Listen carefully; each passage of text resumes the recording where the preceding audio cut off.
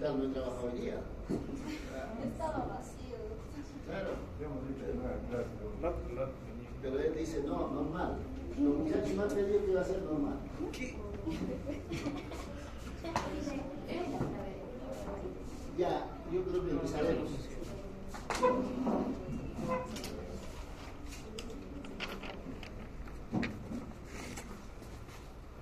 Hubieran hecho, ¿cuántos son? ¿Cuántos son? Hubieran hecho una lista, ¿no? No, acá, de acá. 1, 2. Toma fotos. No, 9. Ya, vamos a considerar otras uno. Ya. Vamos, ¿tú alguien toma una? Buena lista. Se van a nosotros. Ya, ella ya no entra ahí.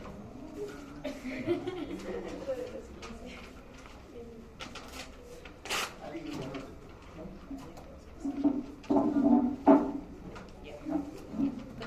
Ya, empezaremos. Doctor, buenas tardes. Compañeras, buenas tardes. Bueno, vamos a hablar un poco acerca de lo que es el desprendimiento prematuro de placenta. Y bueno, a modo de iniciar, vamos por favor, a recordar qué es un desprendimiento prematuro de placenta, ¿no? Tenemos que su definición viene a ser la separación parcial o total de lo que es la placenta de su inserción normal en el útero. Esto va a ocurrir desde las 22 semanas hasta lo que es incluso puede ser el tercer periodo del parto, que viene a ser el alumbramiento. Viene a ser considerada lo que es la segunda causa de hemorragia obstétrica después de la placenta previa y tiene una alta recidiva en futuros embarazos, más o menos del 4 al 12%. Algunas de las sinonimias que tiene esta enfermedad viene a ser una hemorragia accidental inesperada, un abrupto placentae, ablatio placentae, apoplejía uteroplacentaria, que va más o menos relacionada con lo que es el corte de circulación normal uteroplacentaria. Siguiente.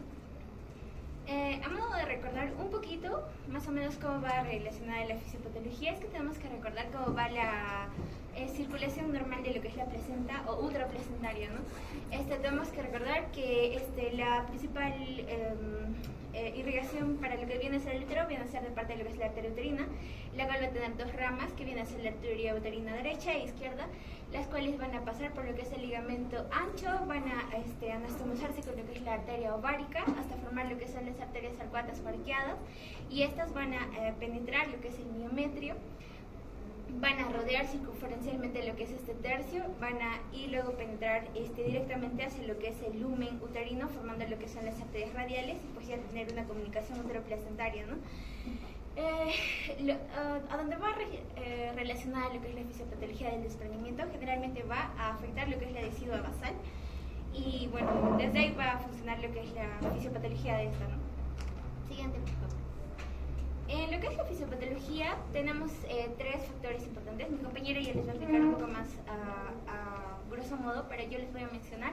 Van a ser factores propios del paciente, generales, propios del paciente, y pues algunos traumas que puedan ocurrir, que puedan ser un factor de riesgo. La causa exacta de un desprendimiento prematuro de placenta es desconocida, pero existen varios factores de riesgo que podrían considerarse frecuentes.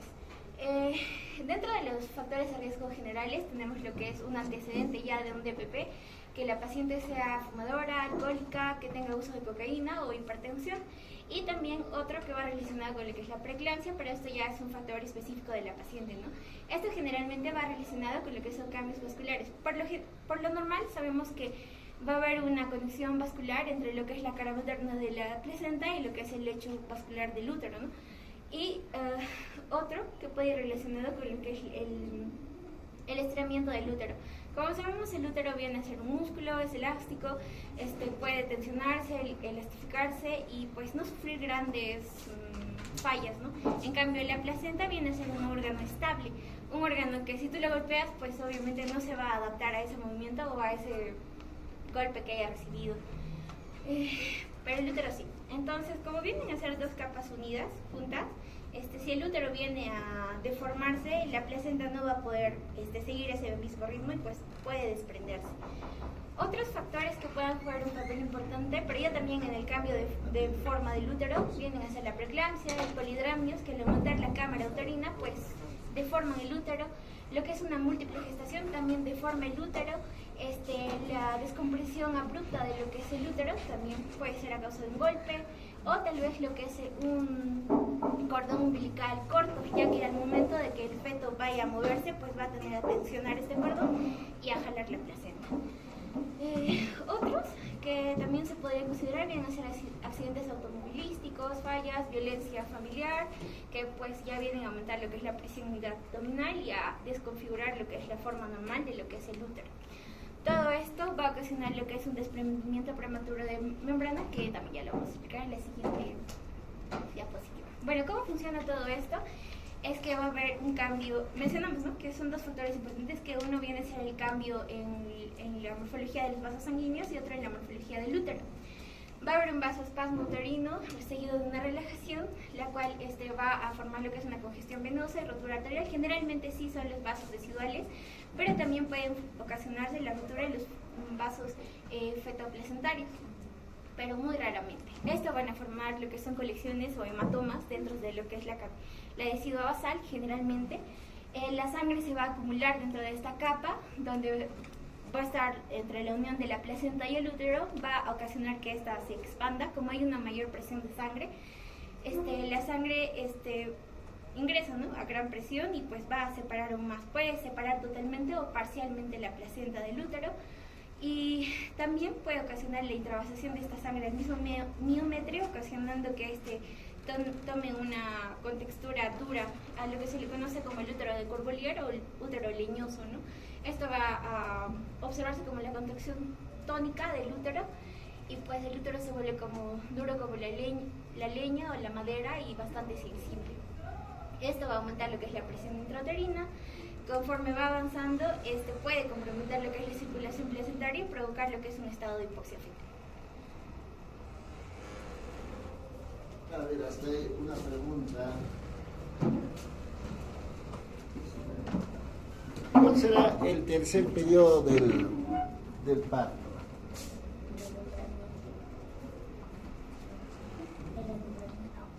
El alumbramiento, ya. Perfecto. ¿Y cómo se produce o por qué se produce el alumbramiento?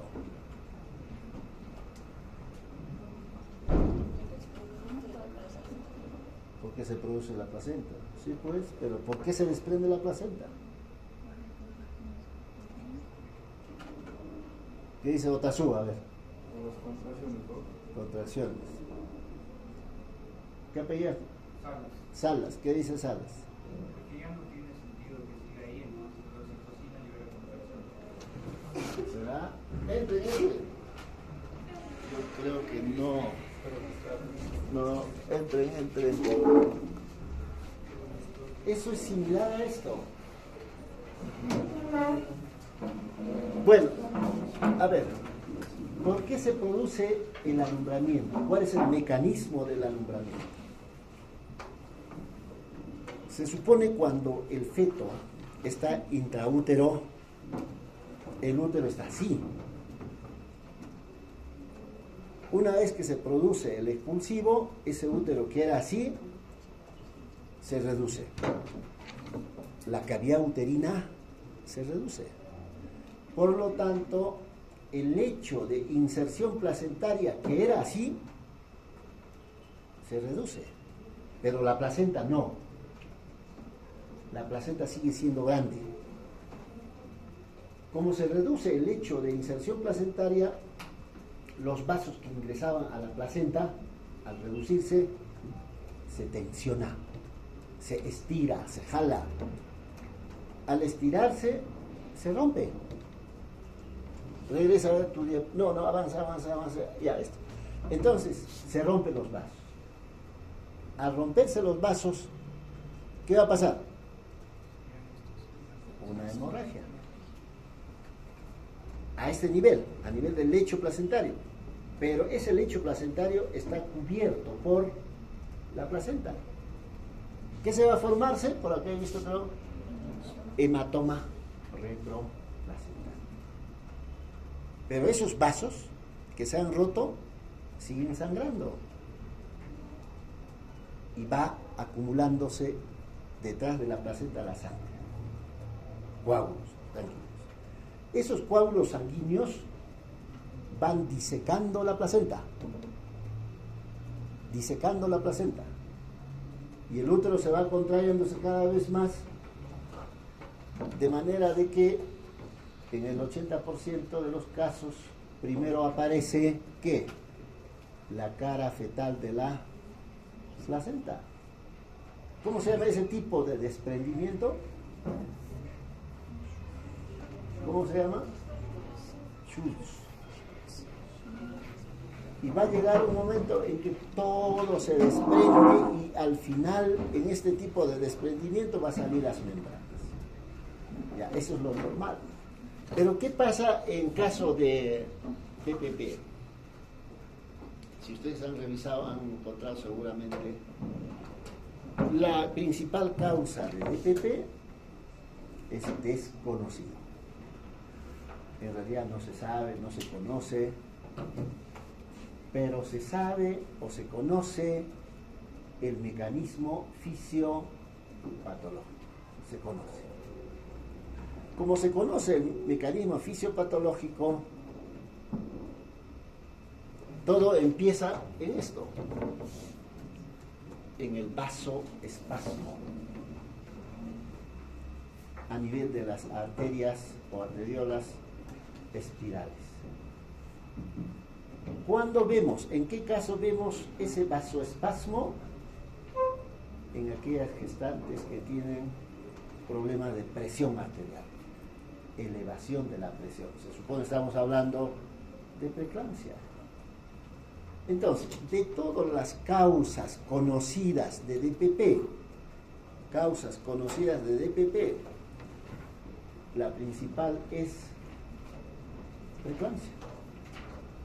Entonces, cuando yo tengo una preeclampsia severa, por decir, o una eclampsia, debo de pensar en DPP. Dicho de otra manera, toda gestante que viene con DPP, debo de pensar en preeclampsia. Muchas veces, tomamos la presión y la presión está normal. Eso no descarta la posibilidad de que sea preeclampsia. Lo que pasa es que ya estamos midiendo la presión cuando ya perdió un montón de sangre. Entonces ya hay un compromiso hemodinámico. Si hay compromiso ya hemodinámico, lógicamente la presión que estaba alta está baja. Entonces la primera causa conocida de DPP es preeclampsia, por eso habla acá de vasoespasmo. Luego dice ruptura, dice vasoespasmo, tanto es la resistencia vascular, se va a romperse la arteria. ¿Y eso qué va a generar? Sangrado, hemorragia. Si hay sangrado y no tiene por dónde escapar, va a formar hematoma retroplacentario. Y ese hematoma retroplacentario va a disecar la placenta. Significa, como dice ahí abajo, separación progresiva de la placenta. Y hay dos tipos, seguramente van a mencionar, de DPP oculto o abierto. Esto de acá es en DPP oculto. ¿Qué significa? No hay sangrado por vía vaginal. ¿Por qué? Porque no logra disecar toda la placenta. Entonces el coágulo sanguíneo está retroplacentario, como no tiene salida, va a empezar a infiltrar al miometrio. Entonces cuando uno entra a sala de operaciones, porque esto termina en sala de operaciones, vamos a ver el color de un tigre. Entonces se llama útero atigrado. Si más o menos el 50% del útero tiene esta característica, casi seguro que este útero se va a irse a una atonía. ¿Por qué? Porque el coágulo entre fibra y fibra muscular evita que las fibras musculares se contraigan. Y si no se contrae, lógicamente el útero va a estar relajado, una hemorragia, finalmente termina en una histerectomía. Claro, o sea, cuando yo sospeche, o sea, eso tiene que quedar claro, cuando yo sospeche que una gestante está haciendo DPP, lo primero que tengo que hacer es tocar el abdomen. ¿Qué debo de evaluar? El tono uterino. Entonces, por eso dice acá, contracción tónica del útero. Entonces, uno habla, o van a encontrar útero leñoso, como una madera, que no deja deprimirse. Normalmente el útero normal, que no está con DPP, se deja deprimir, ¿no? Muy bien, avancemos entonces.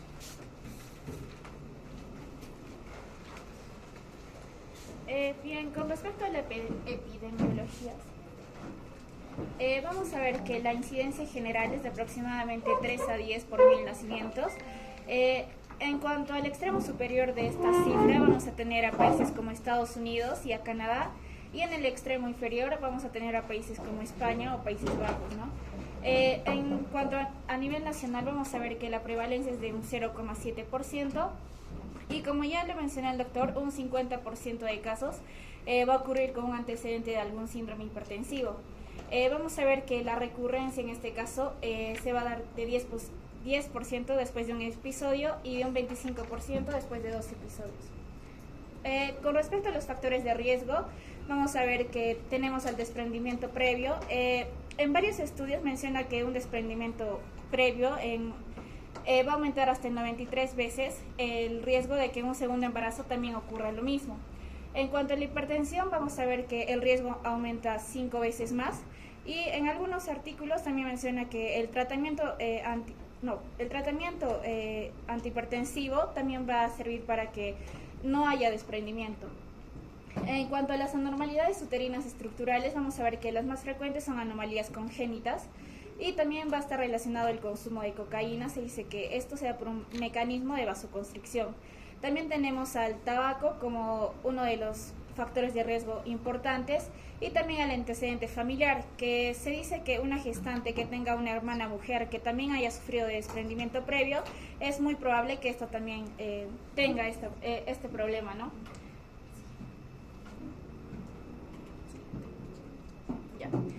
Con respecto a los hallazgos clínicos que vamos a tener, en el desprendimiento previo vamos a tener esta triada que vendría a ser el dolor, hemorragia y también la hipertonía uterina. Con respecto al dolor, generalmente va a ser un dolor abdominal, que la paciente lo va a describir como un leve o moderado, y en algunos casos también se ha reportado el dolor de espalda cuando la placenta va a estar en la pared posterior del útero, ¿no? Y otros signos, más que todo relacionados al compromiso hemodinámico que va a tener la paciente, van a ser de palidez, taquicardia, el compromiso de estado general y también lo que vendría a ser la hipoxia fetal.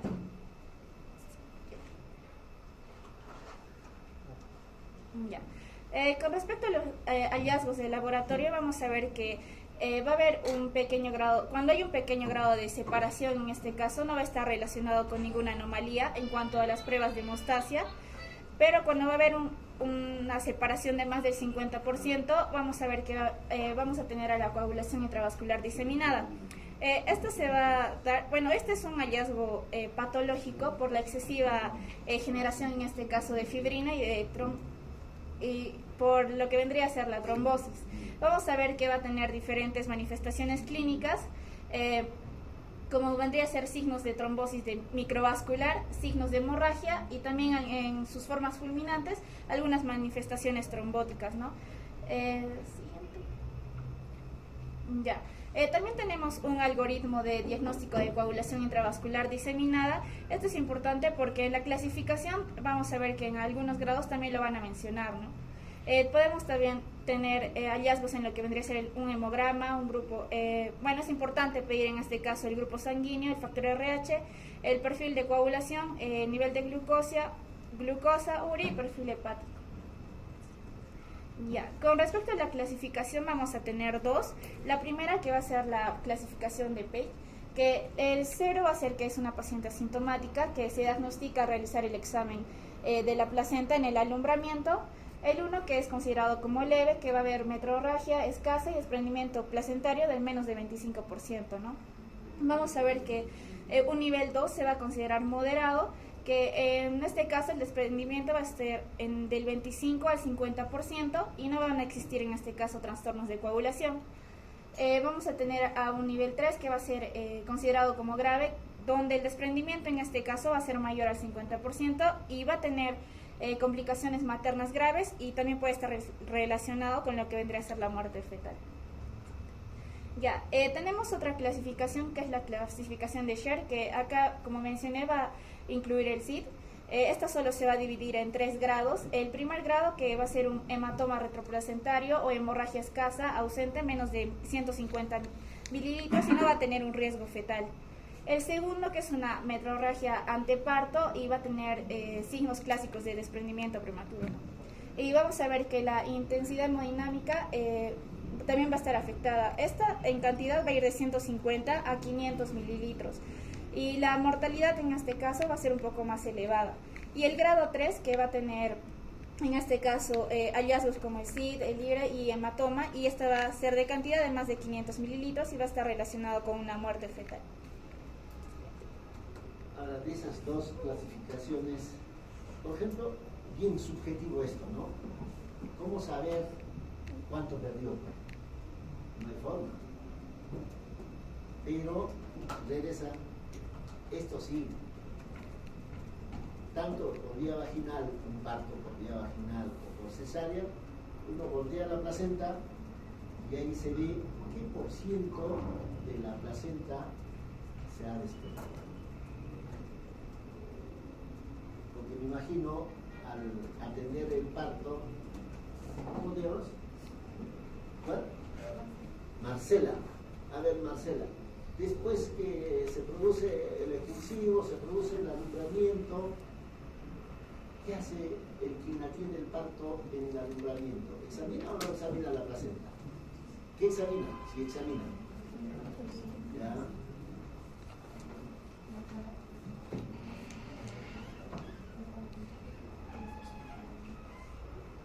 Bueno, eso yo les he hablado, ¿no? Primero uno jala, ¿no es cierto? Entonces debe de formar como paraguas. Si está regular, significa que las membranas están íntegras. Luego lo volteamos. Evaluamos la cara materna de la placenta. ¿Qué observamos? 2, 3 cositas nada más. Uno, la integridad de los cotiledones. Entonces, en eso de la integridad de los cotiledones, cuando hay DTP, vamos a encontrar presencia de coágulos en la superficie de los cotiledones. Entonces uno tranquilamente puede decir, es 25% o menos, 25 a 50%, o es más del 50%. Y uno correlaciona clínicamente con el producto de la gestación. Ahí no han correlacionado, ¿no? En el primero, en leve, no hay mucha clínica, tanto materno como fetal. En el segundo, moderado, ya hay signos de sufrimiento fetal. Signos de sufrimiento fetal. Lógicamente, si el feto tiene algún factor de riesgo como para sufrir, incluso puede evitar, porque ahí dice hasta 50%. Ya con 50% poquita. Entonces, en el tercero ya tiene que haber vómito fetal. Cuando hay desprendimiento de más del 50% de la placenta, el feto vomita. Seguramente en la mamá vamos a encontrar, por decir lo que les mencionaba hace un rato, útero atigrado, que se llama útero de Couturier, un útero que no se contrae, por lo tanto atonía. Ahí entrará lo que creo que diapositiva antes decía coagulación intravascular diseminada. Por lo tanto la mamá también se puede morir cuando es más del 50%.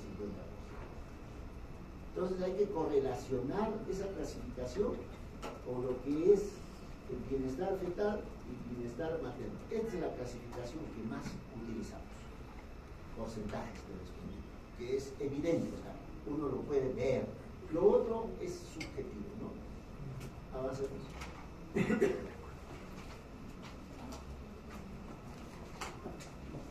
En cuanto a lo que es el diagnóstico, vamos a basarnos tanto en lo que es la manifestación clínica que van a presentar, ¿no? Como hemos visto, la triada y la clasificación que vamos a dar después de esta, y apoyándonos junto con lo que son imágenes, ¿no? Y más que todo la ecografía, que es la herramienta más útil que nos va a ayudar a encontrar lo que son más que todo estos hematomas retroplacentarios que se van a ir a formar junto con lo que es este desprendimiento prematuro de placenta. Entonces, tanto para el diagnóstico y también para poder ayudarnos a excluir tal vez algunos otros tipos de patologías que pueden ser tal vez diagnósticos diferenciales que nos van a ayudar a descartar desprendimiento prematuro de placenta, ¿no? Son ecografías donde nosotros podemos diferenciar, ¿no? Vejiga, placenta y justamente el hematoma que se está formando entre lo que es la placenta y el útero, ¿no? Dentro de estos hallazgos ecográficos, pues podemos ver tres ubicaciones, ¿no? De lo que son los desprendimientos más comunes, ¿no? Como la retroplacentaria, que obviamente es la más común. Luego tenemos la subcoriónica, que se va a dar entre la placenta y lo que son las membranas, y la preplacentaria, ¿no? Entre lo que es placenta y lo que es líquido amniótico. En cuanto a lo que es patología placentaria, ya es relevante más que todo después de haber dado un diagnóstico y para ver más o menos cómo ha sido o ayudarnos en lo que es la fisiopatología, ¿no? De lo que pudo haber pasado. Entonces nosotros vamos a considerar, pues, se considera más como un diagnóstico clínico que histológico. ¿Esto por qué? Porque entre el 30 y 50% de los desprendimientos agudos en este caso, que van a presentar sangrado vaginal, que se va a asociar al sangrado vaginal en las pacientes, se van a asociar a hallazgos histopatológicos que nosotros vamos a poder ver más adelante. Dentro de estos hallazgos histológicos, pues, esta es una placa normal. No he encontrado una placa de un DPP tal cual, pero menciona que microscópicamente nosotros tenemos acá justamente la deciduo basal, ¿no? Y se ha mencionado al inicio que justamente las arterias involucradas en esto, la circulación involucrada, pues justamente son arterias de la deciduo.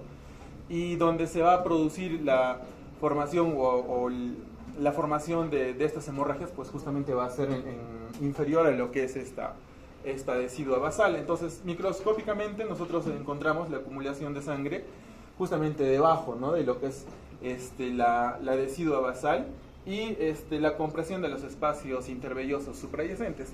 Tenemos acá lo que son las vellosidades coriónicas y los espacios intervellosos. Entonces justamente en estos es donde vamos a encontrar la acumulación de la sangre, ¿no? Y mientras más sangre haya,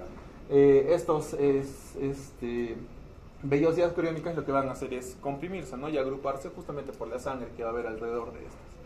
Y macroscópicamente lo que nosotros vamos a encontrar es justamente la acumulación de sangre, ¿no? Como vemos aquí en lo que es la superficie materna, y va a haber congestión o hemorragia, ¿no? Dentro de lo que es la compresión, ¿no? Entre la placenta y lo que es el útero. En cuanto al diagnóstico diferencial, van a haber diferentes factores en los cuales nosotros podemos tal vez sospechar si es que puede ser un DPP o no. Uno es el trabajo de parto. Esto más que todo porque asocian mucho a este desprendimiento prematuro de placenta con que puede provocar o va a venir casi junto con lo que es el trabajo de parto. Dejando de lado o teniendo en cuenta, lo que son los dolores, las contracciones o la sintomatología clásica que nos va a traer un trabajo de parto.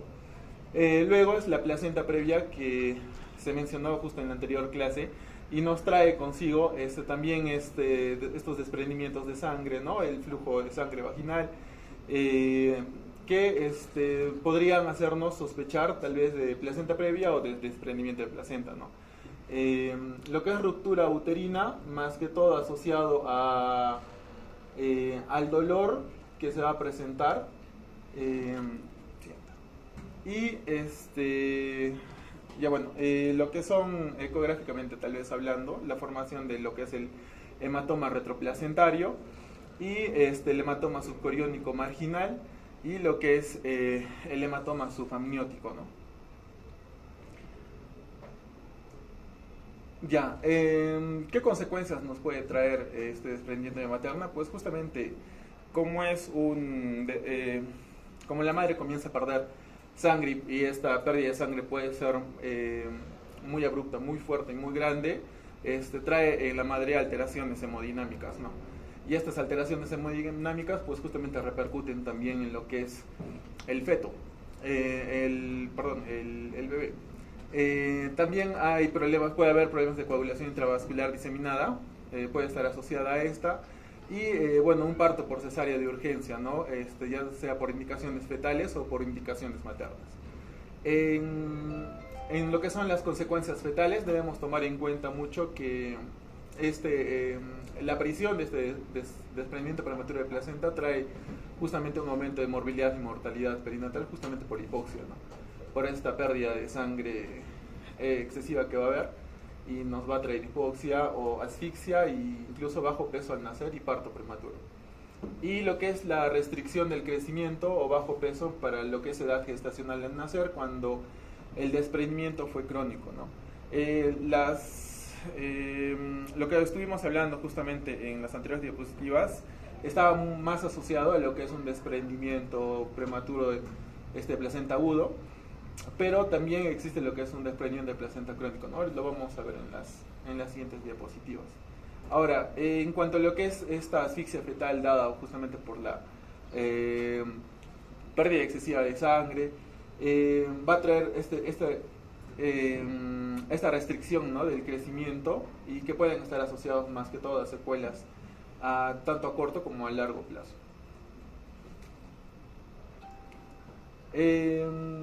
En cuanto a lo que es la aparición,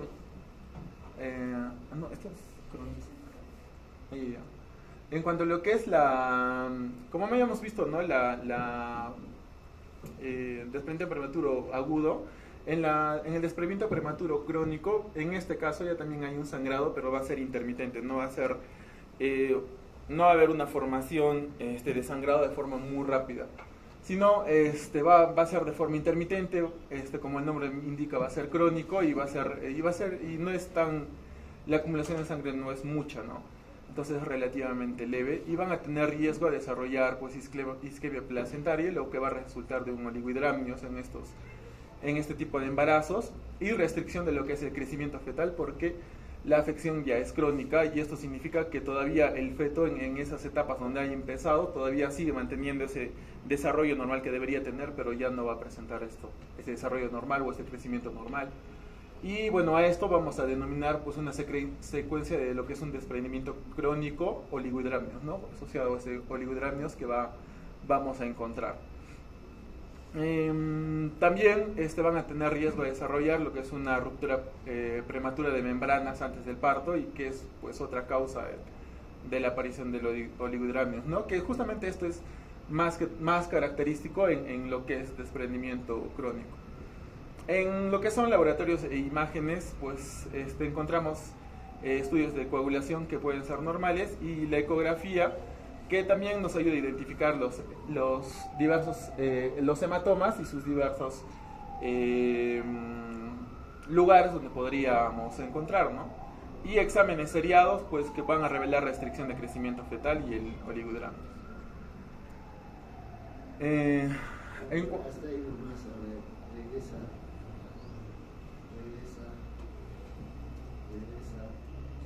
una más regresa, ahí pone consecuencias, ¿no? Ya, avanza, ya está.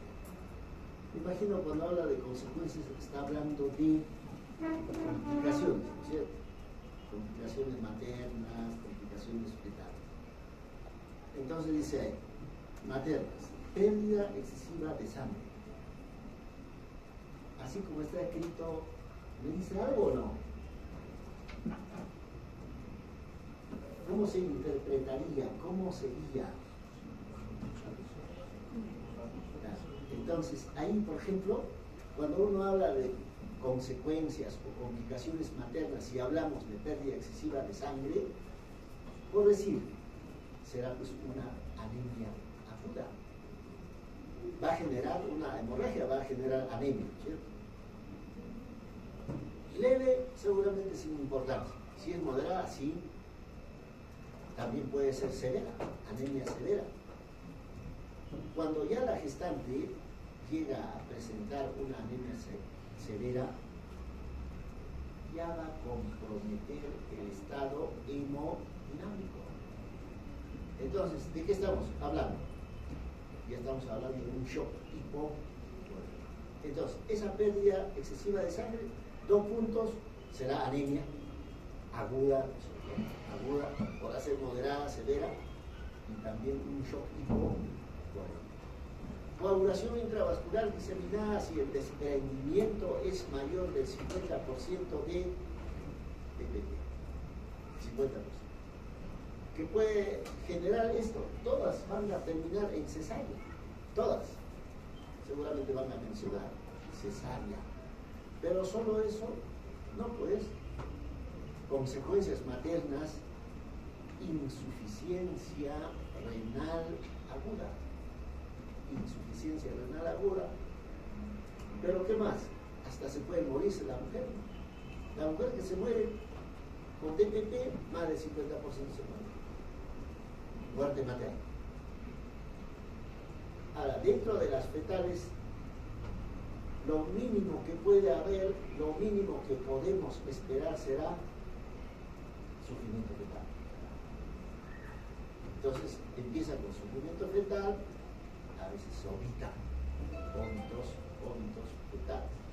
Porque eso de restricción de crecimiento posiblemente está relacionado con DPP crónico. Ahora, DPP crónico. Esto del DPP es similar a lo que hablamos de aborto. ¿Qué decíamos de aborto? Inicia como amenaza, luego avanza como aborto inminente, luego avanza como aborto inevitable, luego avanza como aborto en curso y luego termina. Igual es en el DPP. Bueno, eso está en teoría que existe DPP crónico, pero en la práctica uno ve, iniciado el DPP, hemos dicho que el factor es conocido, es preeclampsia. Si es una preeclámpica, el mecanismo que arrancó todo el DPP es el vasoespasmo. Y ese vasoespasmo solo va a ceder cuando se termine el embarazo. Dan medicamentos, igualito va a estar el vasoespasmo, por lo tanto el DPP va a seguir su curso. Entonces ese DPP crónico es el signo de interrogación. A ver, regresa. Ahí. Por ejemplo, esto es lo que ustedes tienen que tratar de... ¿Cómo hago diagnóstico diferencial, trabajo de parto con placenta previa? O lo que quiere decir, ustedes ahí lo que quiere decir es DPP, hay que hacer diagnóstico diferencial con trabajo de parto, con placenta previa, con ruptura uterina. Perfecto. ¿Cómo hago diagnóstico diferencial DPP de trabajo de parto? ¿Cómo haría? Porque eso es lo que les interesa a ustedes. ¿Cómo? ¿Cómo con placenta previa? ¿Cómo con ruptura uterina? ¿Cómo sería? Pues ustedes en semiología han visto eso, cómo hacer el diagnóstico diferencial. Semiología es eso, ¿no? Entonces, vamos a suponer, no creo que uno se confunda DPP con trabajo de parto, pero sí me puedo confundir con placenta previa, me puedo confundir con ruptura uterina también. ¿Cuál es la, o sea, yo puedo hacer diagnóstico diferencial con qué? Salas, creo que has expuesto, ¿no es cierto? Características clínicas de placenta previa. El inicio en comparación al DPP es insidioso. En placenta previa es magento y en DPP es brusco. La hemorragia es, bueno, ambos tienen hemorragia, pero lo que diferencia uno del otro es el dolor en la cruz. Ya, dolor, perfecto. El sangrado en placenta previa es un sangrado más brillante y en DPP es un sangrado medio oscuro, más rojo. Y el útero es otro de los que se diferencia. El útero en placenta previa está completamente relajado y en DPP hay fuertes contracciones. Ya, entonces, les decía, uno puede hacer diagnóstico diferencial, ya sea por signo, ya sea por síntoma. Agarro un signo que esté presente en ambos. ¿Qué está presente en ambos? Si hablamos de síntomas, hemorragia. Ya está, hemorragia.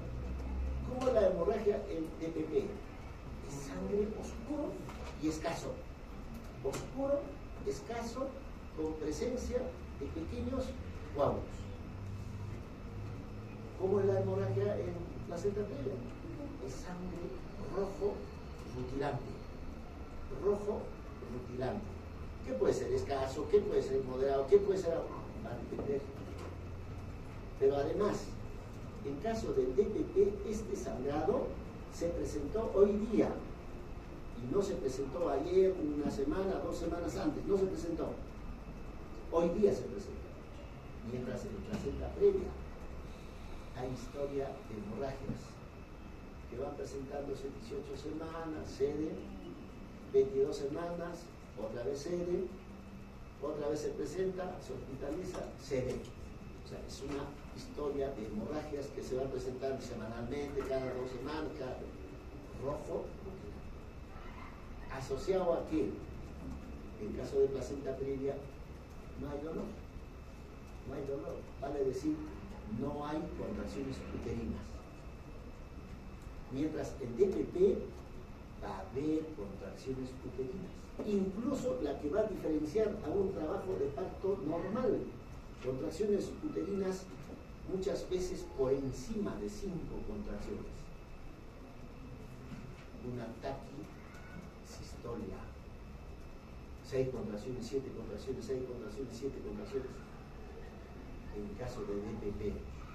Por ahí he visto, creo que una palabrita, irritabilidad uterina. Irritabilidad. Entonces, una gestante con DPP hay irritabilidad uterina. Por lo tanto, habrá pues 6 contracciones, 7 contracciones, 8 contracciones. La otra diferencia, como no hay contracciones en caso de placenta previa y si hay contracciones esporádicas, el tono uterino está normal. Mientras en DPP el tono uterino está aumentado. Está aumentado. Ese tono uterino aumentado es lo que hace un rato ya explicaba del vasoespasmo, de ruptura, hematoma, infiltración, toda esa nota. Tono uterino.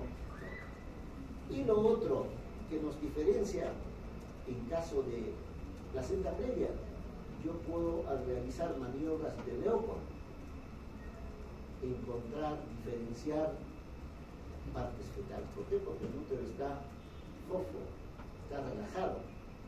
En caso de EPP, como el útero está con tono incrementado, hipertónico, no puedo ni poder palpar partes fetales. No se puede. Entonces, eso lo que hay que hacer diferencia. Regresa a ver, has hablado varios de ecografía.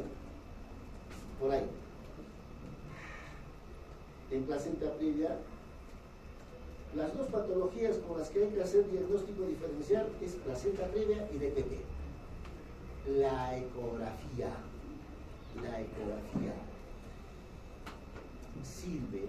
sirve solo para hacer diagnóstico de placenta previa, más no para hacer diagnóstico de DPP.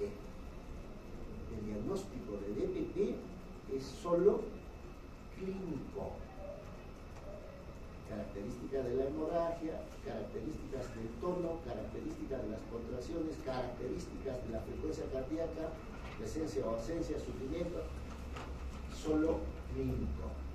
Si yo pido ecografía es para decir, ¿no será que sea placenta previa? Entonces, en caso de placenta previa, ecográficamente voy a determinar. En caso de DPP, esas imágenes retroplacentarios en el mejor centro con el ecografista ginecólogo capo, que sabe hacer, tiene mucha experiencia. La ecografía, un segundo, Marisol.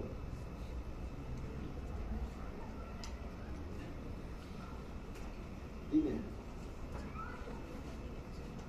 Ya.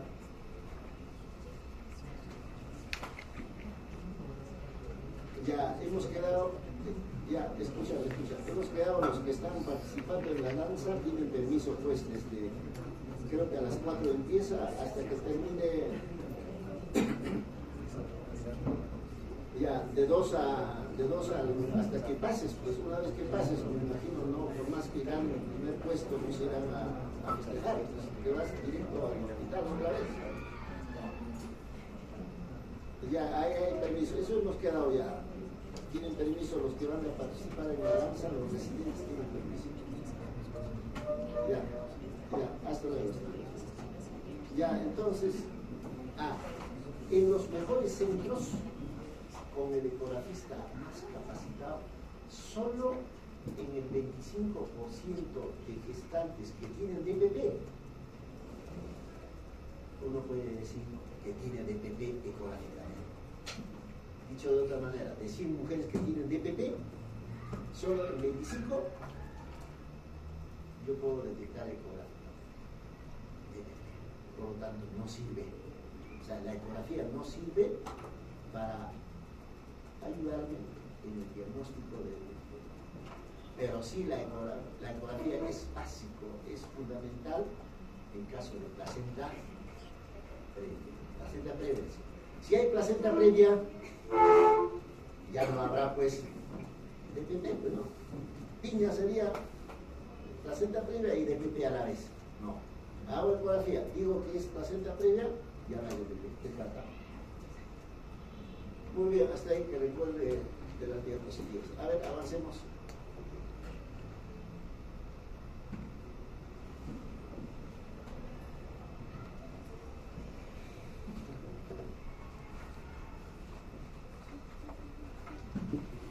En el abordaje inicial para todas las pacientes se va a realizar el monitoreo materno-fetal para ver el estado hemodinámico materno y también la frecuencia cardíaca fetal. También una evaluación clínica por ultrasonido para ver el tamaño fetal y también el volumen de líquido amniótico y localizar la placenta. Y en intervenciones inmediatas podría haber acceso intravenoso, administración de cristaloides, entre otros.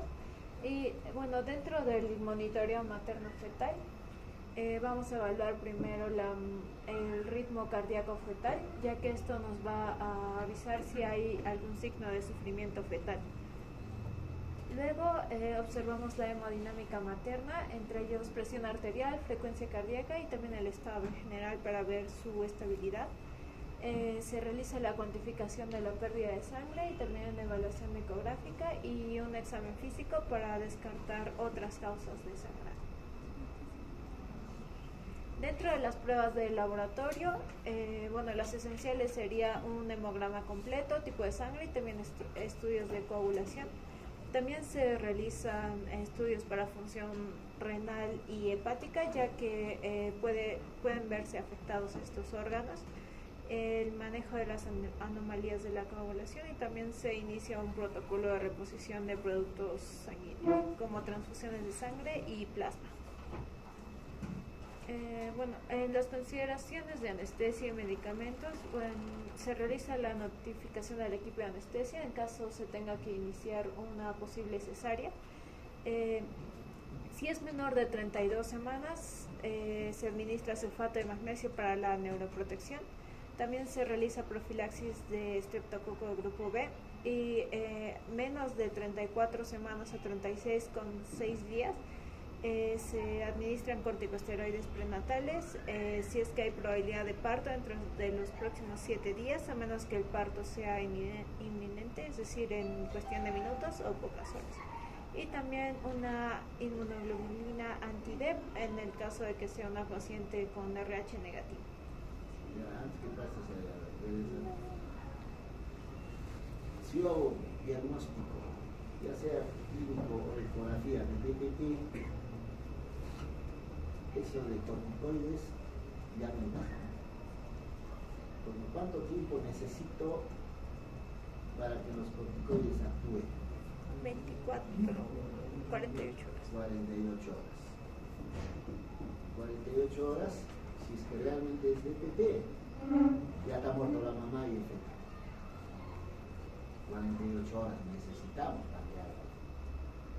Entonces, en caso de DPT, independientemente de la edad gestacional, hay que terminar con él. Si no se mueren los dos. Entonces ya no entra el corticoterapia, ¿no? Bueno, eso de inmunoglobulina sí, pues. Vamos. Bueno, para las decisiones del manejo tenemos en cuenta la edad gestacional, ya que un embarazo a término implica un menor riesgo de morbilidad neonatal, mientras que en un embarazo prematuro va a haber mayor riesgo de complicaciones. Y también tomamos en cuenta el estado materno y el fetal. En el caso de que haya una madre inestable con feto vivo, la cesárea va a ser la opción preferida. En el caso de que sea un parto no inminente, y la indicación para el control rápido del sangrado va a incluir la inestabilidad hemodinámica, también si hay coagulopatía significativa o rechazo materno a la transfusión sanguínea. Y si el feto ya falleció, el objetivo principal va a ser minimizar la morbilidad, ya que el bienestar fetal ya no va a ser una preocupación. En estos casos, ya que hay una separación placentaria extensa de más del 50%, asumimos de por sí que hay coagulopatía materna y se realiza un reemplazo temprano y agresivo de sangre y productos sanguíneos. En estos casos también la cesárea puede ser una opción preferida, a menos que ya sea un parto vaginal inminente. Si la madre está estable, pero el feto tiene un estado poco tranquilizador, es decir, si tiene una frecuencia cardíaca fetal de categoría 3 con desaceleraciones tardías recurrentes o desaceleraciones variables recurrentes o bradicardia, estos signos nos van a indicar que el feto ya tiene un riesgo de acidemia fetal, lo cual es una condición grave que puede llevar a daño neurológico o a la muerte. O también si tiene un perfil biofísico bajo, que vendría a ser un puntaje de 0 a 4 de 10 en el perfil biofísico, que incluye parámetros como frecuencia cardíaca fetal, movimientos fetales, tono fetal, respiración fetal y el volumen de líquido amniótico. Este también nos indicaría que ya hay un alto riesgo de acidemia y daño fetal. Para su manejo, en la mayoría de los casos se va a realizar una cesárea. En el caso de que se detecten los trazados de categoría 3 o perfiles biofísicos bajos, la cesárea nos va a permitir un parto rápido que nos va a minimizar el tiempo de exposición del feto a la hipoxia. Y en el caso de que las pacientes sean manejadas de forma expectante, es decir, antes de que no hayan sido sometidas a la cesárea, se requiere un monitoreo constante de la frecuencia cardíaca fetal y también del materno. El uso de tocolíticos no se recomiendan en casos de desprendimiento de placenta, pero se pueden usar para mejorar el estado fetal en algunos casos de trazados de categoría 3. Y un parto vaginal asistido, si es que el parto vaginal es inminente y no hay tiempo suficiente para realizar la cesárea. Y esto es posible en el caso de que la madre esté ya hemodinámicamente estable y no se prevean complicaciones graves adicionales. En los riesgos asociados, vemos la acidemia fetal y también un deterioro súbito en el caso de que los pacientes tengan un trazado de categoría 2, que normalmente puede avanzar a un deterioro de categoría 3. Si la madre está estable y con estado fetal tranquilizador, en el caso de que sean menos de 34 semanas, el objetivo va a ser la maduración fetal y se recomienda un manejo conservador con administración de los corticoides. Si es una gestación de 34, 35 con 6 días y se observan signos y síntomas mínimos de desprendimiento agudo y luego que luego dejan de sangrar, la conducta va a ser expectante, ya que se recomienda el parto a partir de las 37 a 38 semanas. Y en el caso de que sea mayor a 36 semanas, se recomienda el parto en todos los casos debido a la baja morbilidad neonatal y alto riesgo materno-fetal. Si la madre está estable con feto fallecido, se prefiere el parto vaginal. Y esta decisión debe ser individualizada considerando los factores como el estado cervical y también los recursos locales. Y se debe administrar también un reemplazo rápido de sangre y productos sanguíneos en todos los casos de muerte fetal.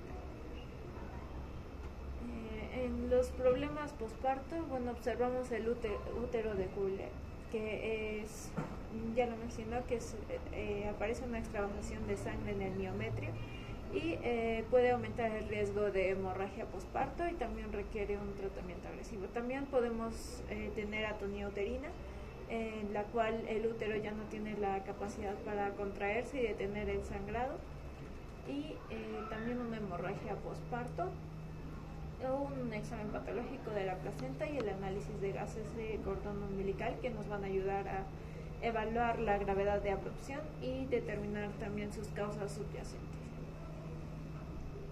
En cuanto a los cuidados posparto y consideraciones, se realiza un monitoreo posparto de los signos vitales maternos, también su pérdida sanguínea, tamaño y tono uterino, también los resultados de laboratorio. Entre las complicaciones podemos ver hemorragia posparto, coagulopatía, insuficiencia multiorgánica y la morbilidad neonatal. Va a incluir la prematuridad, acidemia y también retrasos en el desarrollo a largo plazo. Para el manejo a embarazos futuros hay un riesgo de recurrencia aumentado. Este riesgo va a ser mayor después de 2 o más abrupciones previas o después de una abrupción grave. Y también abrupciones traumáticas, estas son menos propensas a repetirse a menos que haya un trauma recurrente. Y en el monitoreo de estos embarazos posteriores se realizan los ultrasonidos de rutina para controlar el crecimiento fetal, y también nos van a ayudar a detectar cualquier problema de crecimiento, desarrollo del feto, y también en los casos de pacientes con múltiples abrupciones previas o antecedentes también de muerte perinatal, se va a recomendar un parto temprano entre las 37 y 38 semanas. Para la reducción de riesgo de recurrencia se abordan los factores de riesgo modificables como tabaquismo, consumo de cocaína y la hipertensión no controlada. También la resección histerostópica de los fibromas mucosos puede ser beneficiosa si tienen antecedentes de abrupción y fibromas, y también en el caso de la aspirina no hay evidencia sólida que respalde su uso para prevenir la abrupción.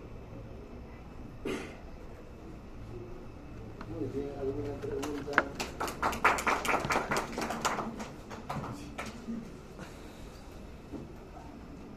Ahora, cuando ponen ahí de aspirina, no está poniendo aspirina como para evitar IPP.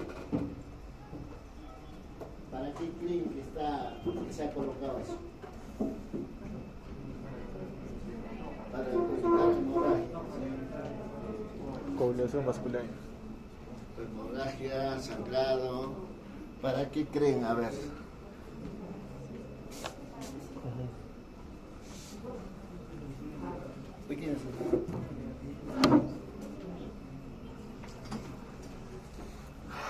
Hace un rato les decía, oye, Salas.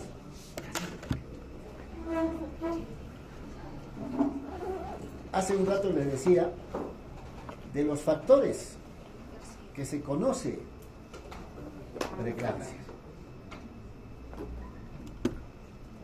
Entonces, si el factor principal de DPP es la preeclampsia sí lo puedo prevenir, de repente mejorarlo, que no se presente severamente la preeclampsia con aspirina. Entonces la aspirina se administra para que no haya preeclampsia. Si no hay preeclampsia, no va a haber DPP. Pero no tanto para el DPP, porque el DPP es consecuencia de preeclampsia. Ya, ese es uno. Dos, ahí pone, en caso de DPP, feto vivo, cesárea, parto normal. En caso de vómito fetal, cesárea, parto vaginal.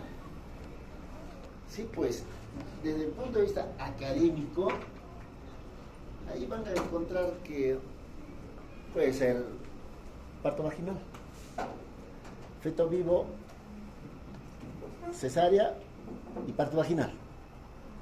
En caso de feto muerto, cesárea, parto vaginal, más parto vaginal que cesárea. Así está, ¿cierto? Pero en la práctica, no es así. En la práctica, hecho el diagnóstico de DPP, feto vivo, termina en cesárea. En caso de óbito fetal, hecho el diagnóstico de DPP y óbito fetal, termina en cesárea.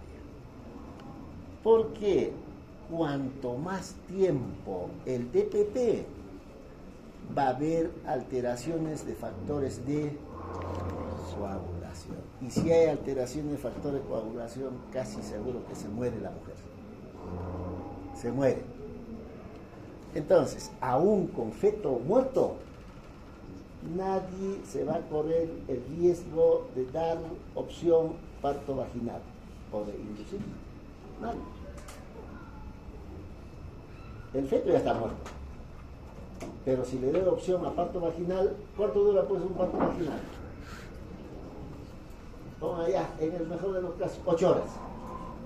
8 horas, tantas cosas pueden pasar. Se puede morir de plano. ¿Cuándo parto vaginal, feto vivo, feto muerto? ¿Cuándo? Primera condición, el parto tiene que ser en sala de operaciones. Segunda condición, el parto se dará chance, si acaso está pues 8 de dilatación, mejor 9, mejor 10, pero a partir de 8 uno puede dar opción parto vaginal, pero en sala de operaciones. Si encuentre una gestante con DPP tiene 9 de dilatación, el parto debe de producirse dentro de las 2 horas. Dentro de las 2 horas hecho el diagnóstico. No se produce el parto dentro de las 2 horas hecho el diagnóstico, se sabe. Por eso que finalmente todos terminan salvo que llegue al hospital, pues, porque el DPP no es en el hospital, ¿no? Puede haber, pero más es en su casa. Llega con 9 de dilatación hasta poner la vía, hasta llevar a sala de operaciones para completar. Empiezo a hacer pujar y puede expulsar. Uno de los procedimientos que ustedes pueden hacer si están seguros que es DPP, si están seguros y están fuera, por decir acá nomás, por hoy, por decir, ya empezó la dilatación, es romper membranas. Cuando uno rompe membranas, la tensión intracavitaria disminuye. Por lo tanto, mejora la perfusión útero-placenta. Mejora. Y tampoco avanza el proceso del DPP, porque el DPP es un proceso. Inicia al centro y va disecando, ampliándose. Entonces, cuando uno hace ruptura de membranas artificiales, para ahí. Si ha habido 30% de DPP, se quedó en 30%. Entonces me permite llegar de por hoy al hospital. O de Limatambo al hospital. Me permite llegar. Lógicamente en mejores condiciones, ¿no? A ver, avanzaremos un poquito.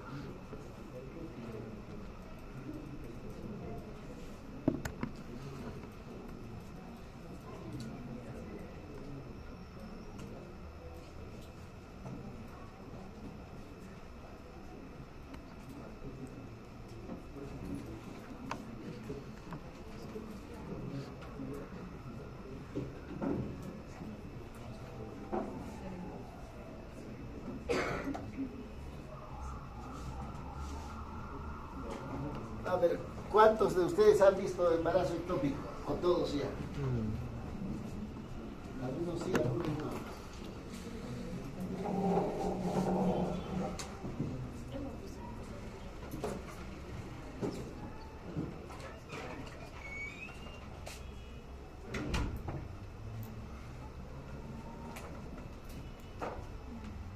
¿Qué dice? ¿Han visto? ¿Tú has visto manga o no? Sí. Ya. ¿Qué te llamó la atención? ¿Por qué? ¿Qué les hizo pensar que se trataba de embarazo ectópico? ¿Qué les hizo? ¿Qué les hizo pensar? Una paciente, pero fue por el dolor más que todo. A ver, cierra la puerta para que no haga bulla, estamos cerca del cielo. Esta chiquita es sorda. ¿Esa banquina está chiquita o no? ¿Ah? No.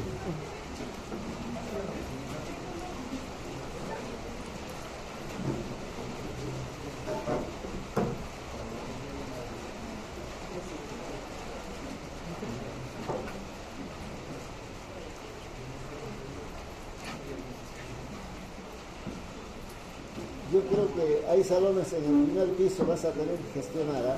Primero, segundo piso. ¿Cuál? ¿Todo? Pues cuando salimos de acá está vacío.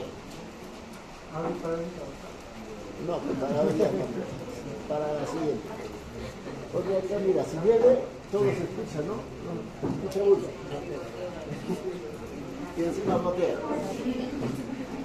Bueno, entonces, en obstetricia, una de las patologías que se presentan con cierta frecuencia son las hemorragias. Entonces, cuando uno habla de hemorragias de la primera mitad del embarazo, hemorragias de la segunda mitad del embarazo y hemorragias del posparto.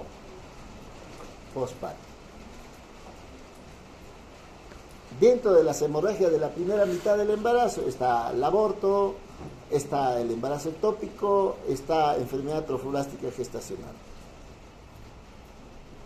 Segunda mitad del embarazo está placenta previa, DPP, ruptura de vasa previa, ruptura uterina. hemorragias del posparto, atonías uterinas. Básicamente se resume en atonías. Y 2, en traumas del canal del parto, traumas. Y cuando hablamos de traumas, básicamente estamos hablando, refiriéndonos desgarros de cuello uterino, desgarros de pared vaginal, desgarros de periné y bueno, un poquito más arriba, ruptura uterina. Entonces, la mayor parte de las patologías en obstetricia son hemorrágicas. Lógicamente, hasta pongan 30 años de repente, quizás un poquito más. El embarazo ectópico era la causa principal de muerte materno en el primer trimestre del embarazo. Ahora ya no, ¿no? ¿Por qué? Porque un poco que se ha mejorado ya en la forma como hacemos diagnóstico temprano, pero también las mujeres que se embarazan temprano van al hospital, a las clínicas, consultorios, entonces detectamos tempranamente. Porque como vamos a ver, esto se manifiesta por hemorragia. Cuanto más tarde detectamos un embarazo ectópico o cuanto más tarde se complica un embarazo ectópico, habrá más hemorragia. Comprometerá a la gestante, lo que se puso en la exposición anterior, hemorragia. Anemia severa, un shock hipovolémico, se puede morirse, ¿no? Cuanto más tarde. Pero como ahora van temprano las mujeres a los hospitales, consultorios, clínicas, qué sé, detectamos tempranamente. Entonces no esperamos mucho tiempo como para que pueda complicarse, ¿no? Entonces, ¿qué viene a ser embarazo ectópico? Es la implantación de blastocisto fuera de la cavidad uterina. Esa es la definición del embarazo ectópico.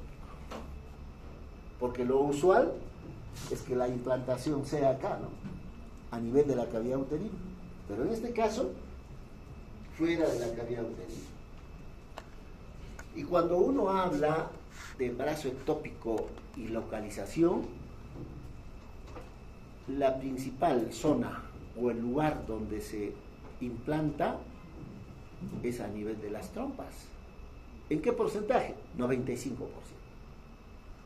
Solo 5% se divide entre ovárico, cervical y abdominal.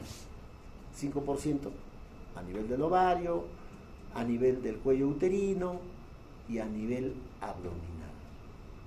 Pero la gran mayoría a nivel de la trompa, 95%.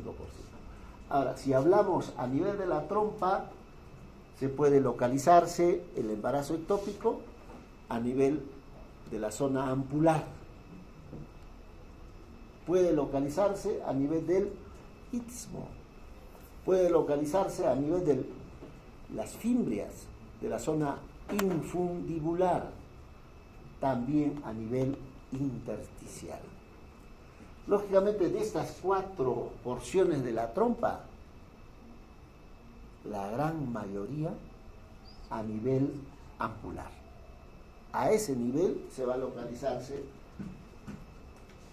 el embarazo ectópico.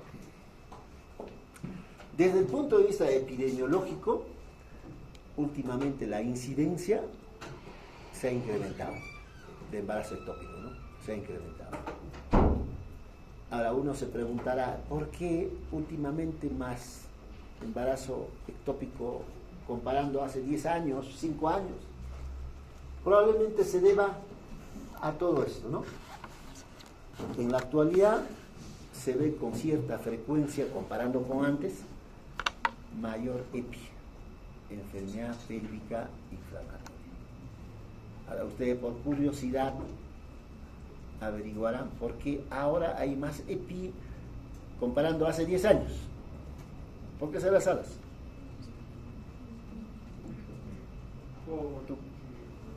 ellos parejas sexuales. Pareja sexual tiene que ver, ¿no? Hay cierta liberalización, ¿no? ¿Será verdad? No sé, pero tiene que ver con eso. Antes las chicas eran más conservadoras. Iniciaban relaciones tardíamente y de repente terminaban con lo que empezaban. Pero ahora no, mayor liberalización. Eso significa mayor probabilidad de adquirir enfermedades de transmisión sexual. Porque EPI está relacionado con enfermedades de transmisión sexual. También empleo frecuentes métodos anticonceptivos. De todos los métodos anticonceptivos, lógicamente las chicas lo utilizan más pensando en embarazo, evitar el embarazo. Entonces, ¿qué usan? Ampollas de mes, de repente las pastillas, hormonas, o de repente, si ya tienen hijos, Implanón. Pero ese tipo de anticonceptivos no protege de enfermedades de transmisión sexual. ¿Cuál es el método anticonceptivo que protege a la vez las dos cosas, embarazo y enfermedad de transmisión sexual? Preservativo. Yo de mujer le obligaría al fulano que use preservativo. Si no, que se vaya a la ducha. Por seguridad, ¿no es cierto? Nada que ver. Entonces, empleo frecuente de métodos anticonceptivos. Ahí entra el DIU. Ahora también ya se ve menos DIU. Antes se veía un poquito más frecuente a las chicas usar DIU, porque los dispositivos intrauterinos, los DIU, como es cuerpo extraño, genera una reacción inflamatoria. Y por otra parte, si ustedes no han visto el DIU, tiene una colita, ¿no? Un hilo. Y ese hilo, si esto es el orificio cervical externo, el otro está acá, el DIU está acá, y la colita pende, cuelga hacia la vagina. Y ustedes saben, normalmente en la vagina hay gérmenes. Y muchas veces estos gérmenes utilizan la colita y se meten al endometrio, a la cavidad uterina. Y si una mujer tiene relaciones con cierta frecuencia y con diferentes, la enfermedad pélvica inflamatoria es mayor, ¿no? Cirugía tubárica reparadora significa que una mujer por alguna razón se hizo bloqueo tubárico y después conoce otra pareja o se murió su hijo, quiere volverse a embarazar, hay que hacer una recanalización tubárica. Pero eso muchas veces termina en embarazo ectópico, no necesariamente en un embarazo intrauterino. Técnica de reproducción asistida, y últimamente, por lo que ya les decía, no viene su menstruación, rápidamente se hace su prueba o se hace una ecografía. Entonces hacemos diagnóstico precoz de embarazo ectópico antes que se complique, por lo tanto eso también influye en lo que es el incremento de la incidencia, ¿no? ¿Cuál es la incidencia global de embarazo ectópico? 1 al 2%. 1 al 2%. ¿Cuál es la edad promedio en la que se presenta esto? 30 años. Y incluso se ve embarazo ectópico en 10 al 15% de mujeres nulíparas. Yo he visto un caso de embarazo ectópico en 14 años, una chiquita de 14 años. Bien temprano, 14 años. Prácticamente esta chiquita ha perdido la trompa, sin saber leer y escribir. Pero, entonces, ahí 15% nulíparas, porque cuando uno diagnostica embarazo ectópico, estamos obligados a buscar factores de riesgo. Y en esos factores de riesgo uno no encuentra Entonces nos quedamos al aire, sin saber por qué. Por ejemplo, esta chiquita de 14 años hizo embarazo ectópico.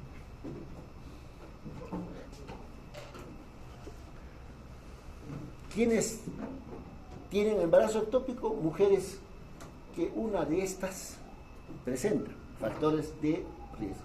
Por ejemplo, las usuarias de DIU, ya lo que les explicaba, mujeres que tienen número de parejas diversos o diferentes, chicas que fuman, mujeres que tienen dolor pélvico crónico. El dolor pélvico crónico está relacionado con EPIs crónicos o EPIs maltratados, o mujeres que han tenido TBC peritoneal o entero peritoneal. Pero ellas tienen problemas de ese tipo. Mujeres que tienen antecedentes de embarazo ectópico, mujeres que se han sometido a una reparación, una recanalización tubárica, y las usuarias de anticonceptivos hormonales. Por ejemplo, esa chiquita de 14 años que tuvo embarazo ectópico, el único antecedente que hemos encontrado, había usado anticonceptivos de emergencia.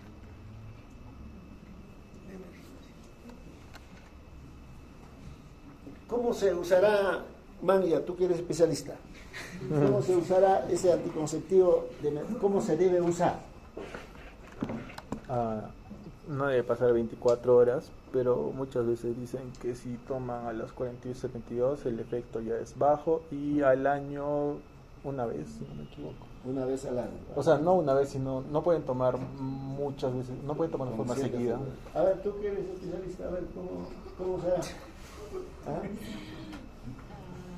¿Cómo debe ser? Por eso ya tienen que manejar ustedes, pues, ¿no?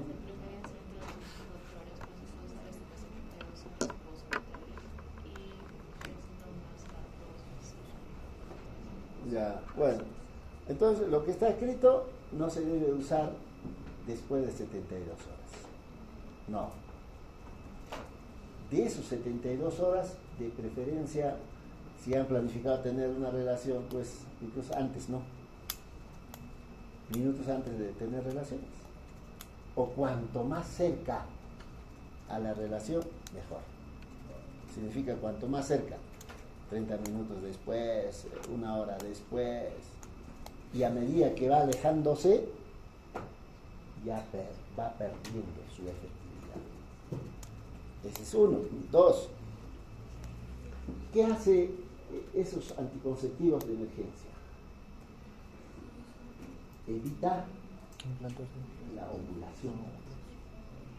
Evita la ovulación. Piña, pues, 8 de la noche ovulé, y a las 9 tuve relación, y 9:05 tomé. ¿Sirve o no sirve? Ya no sirve. ¿Por qué? Porque ya ovuló. Estoy diciendo, a las 9 o a las 8 ovuló, a las 9 tuve relaciones, 9:30 tomé. Ya ovuló, ¿para qué sirve? ¿Ya? Porque lo ideal es, o el mecanismo de acción principal, evita la ovulación. Tiene otros mecanismos, pero ya son secundarios. Lo más importante, evita. Si ya ovuló, tomé, eso ya no funciona. ¿Cuál es el otro mecanismo? Espesa el moco cervical. Espesa el moco cervical. Pero si ovuló, entonces por eso que esos anticonceptivos, si ya ovuló, ya no sirven. Pero suerte, tuve relación a las 9 de la noche, tomé 9:30, a las 10 estaba programado a ovular. Como ya tomé, ya no va a ovular. lo ideal es tomar antes del yogur.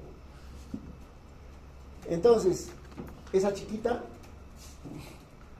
no ha tenido DIU, no ha tenido dolor crónico, tampoco múltiples parejas sexuales, nada. Solo la pastillita había tomado. Lo que genera esos anticonceptivos es enlentece los movimientos del cilio, porque como vamos a ver, ¿cuál es el mecanismo por la que el óvulo fecundado avanza? Movimientos de líquido en el canal. Y el movimiento del canal está en función al movimiento de los cilios, movimientos en onda. Pero como esto es bloqueado por los anticonceptivos de emergencia, se quedó ahí y se implantó a nivel de la trompa, ¿no? Entonces, dentro de los factores de riesgo, alto riesgo, embarazo ectópico previo. Si tiene embarazo ectópico, va a volver a tener más o menos en 50%, va a volver a presentar en 50%. Uso de DIU. Las usuarias de DIU hasta 4.5 veces mayor probabilidad de embarazo ectópico. Cirugía tubárica reconstructiva también es alta. Riesgo moderado, infección genital previo, tuberculosis, clamidia, gono, ese tipo de infecciones, hasta 3,7 veces más probabilidad de que pueda tener embarazo ectópico. Riesgo bajo, tabaquismo, ¿no? Ahora veo menos a las chicas fumar, antes fumaban bastante, ahora menos. Pero esto sí, pues, cirugía abdominal previa. ¿A qué se refiere? Apéndice. Para que haya embarazo ectópico, presencia de adherencias. De píplon a trompa, de intestino a trompa. Y cuando vemos adherencias, tuberculosis. También vemos el caso de una apendicitis complicada, adherencias. Entonces, en esos casos, existe la posibilidad de que pueda haber embarazo ectópico, ¿no? Hablando exclusivamente del embarazo ectópico tubárico, lo que hemos mencionado, la trompa tiene una porción intersticial, tiene una porción ístmica, tiene una porción anular y tiene una porción fimbrial o del pabellón. Hemos mencionado que el mayor porcentaje de embarazo ectópico es a nivel de la porción ampular. ¿En qué por ciento? Hasta el 80%. 80%. 20% se divide entre la porción ampular o en la porción del pabellón ístmico intersticial. ¿Cuál de estas localizaciones se complica tempranamente? La porción ístmica. Si se localiza en el istmo, se va a complicar tempranamente. ¿A qué edad gestacional? 5 o 6 semanas. Y ustedes preguntarán, ¿por qué será? ¿Por qué será, Salas? Por el crecimiento, perfecto. Portugal, ¿por qué será? Más angostito. Entonces crece, como es angosto, estalla tempranamente. Temprana. Entonces, tempranamente se complica y localización a nivel intersticial se complica tardíamente. Cuanto más temprano se complica, no es catastrófico, o sea, no es grave, porque poco sangrado, ¿no es cierto? Pero si se complica tardíamente, y tardíamente se complica si es que se localiza en la porción intersticial, catastrófico. Ubíquense nomás anatómicamente, intersticial. Se supone a ese nivel, si se rompe, ¿qué va a afectar? Ramas terminales de la arteria uterina. pero también va a comprometer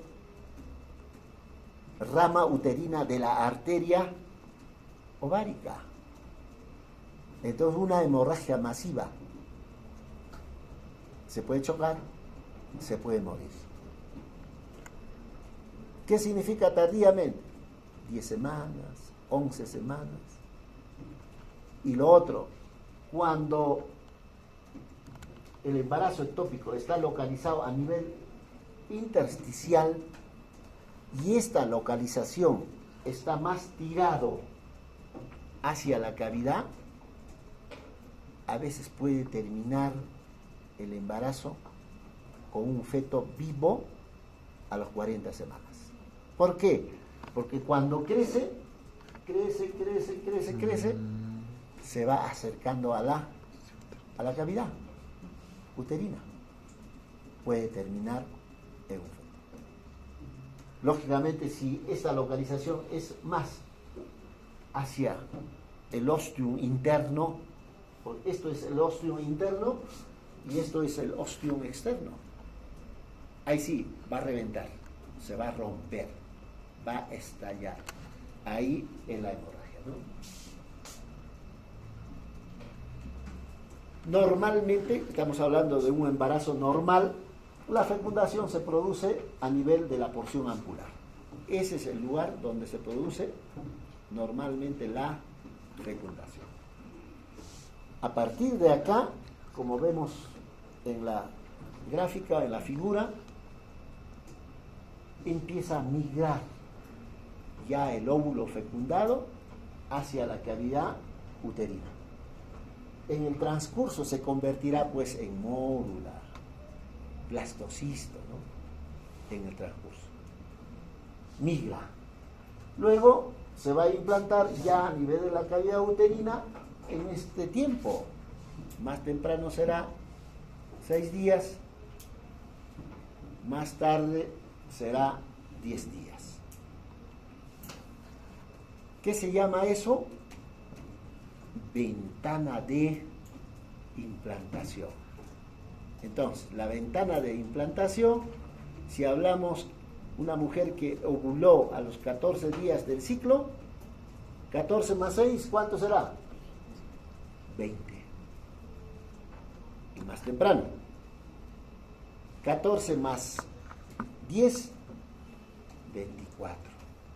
Entonces, la ventana de implantación es entre 20 y 24 días del ciclo. Entonces, eso es lo normal, ¿no? Se produce la fecundación en la porción ampular, luego empieza a migrar y luego se implanta en ese tiempo. Ahora, ¿por qué avanza hacia la cavidad y no hacia la cavidad abdominal? ¿Por qué? Por esto, ¿no? El cigoto es transportado hacia la cavidad uterina gracias a la disposición de las fibras musculares de la trompa. Fibras musculares de la trompa. Entonces, estas fibras musculares de la trompa generan contracciones musculares de la trompa que hace que avance del ostium externo hacia el ostium interno y de ahí hacia la cavidad uterina.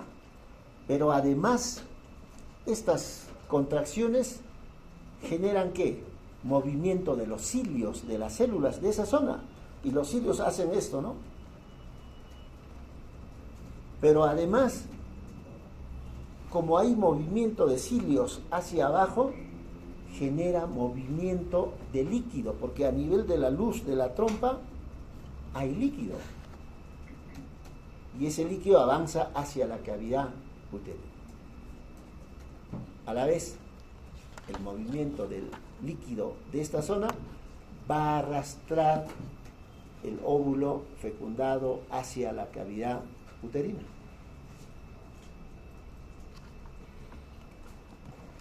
En mi época se hablaba de esto. Las mujeres que tienen embarazo ectópico tienen una triada. Entonces se conoce como triada clásica del embarazo ectópico. Y esta triada clásica del embarazo ectópico, 50% de las mujeres presentan las tres cosas. Las tres cosas. ¿Cuáles son esas tres cosas? Dolor abdominal, amenorrea y hemorragia. Hemorragia. En la actualidad, por ejemplo, si hablamos de dolor abdominal, ¿qué porcentaje de mujeres que tienen embarazo ectópico van a presentar dolor abdominal? Hasta el 100%. Hasta el 100%. Inicialmente ese dolor es leve en una de las fosas ilíacas, en una de las trompas. Está relacionado con fosa ilíaca. Leve. Ese dolor se va incrementando. ¿Y por qué será ese dolor? ¿Por qué será? Por distensión. Está creciendo adentro, luego distiende. Eso genera dolor. Pero va a llegar un momento en que ese dolor que era leve, luego moderado, y se hace severo, un dolor intenso. ¿Cuándo se va a presentarse ese dolor intenso? Cuando ya se complicó, cuando estalló, cuando ya se ha roto, cuando empezó a sangrar. Ahí el dolor intenso. Eso es lo que observamos. Solo eso sabremos si nosotros preguntamos pues a la gestante cómo era el dolor. Semiología del dolor. Hasta el 100%. Retraso menstrual hasta 95%, 75-95%. Hemorragia 80%.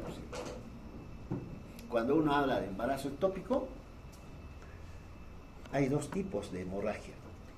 Una hemorragia externa, y eso habla de 80%, es de hemorragia externa. Lo que nosotros podemos observar, examinando. Pero hay otra hemorragia, que es la hemorragia interna. ¿Cuándo se va a presentar? Cuando se complica, cuando se rompe la trompa. Hemorragia interna. Entonces, mujeres con embarazo ectópico van a tener embarazo o hemorragia externa por el introito vaginal y hemorragia interna hacia la cavidad pélvica. También van a presentar mareo, síncope. En realidad, las gestantes con embarazo ectópico inicialmente van a tener todas las manifestaciones de una mujer que tiene un embarazo. Y estas manifestaciones que están relacionadas por efecto hormonal, ¿no es cierto?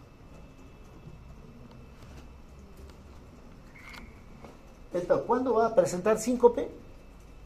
Cuando ya se complicó. Entonces hay chicas que cuando estalla, dolor intenso, luego se desploma, se cae. ¿Qué ha pasado? Una hemorragia intensa, interna, compromiso del estado hemodinámico, la paciente se choca. Ahí recién se da cuenta y lo traen los familiares al hospital, ¿no?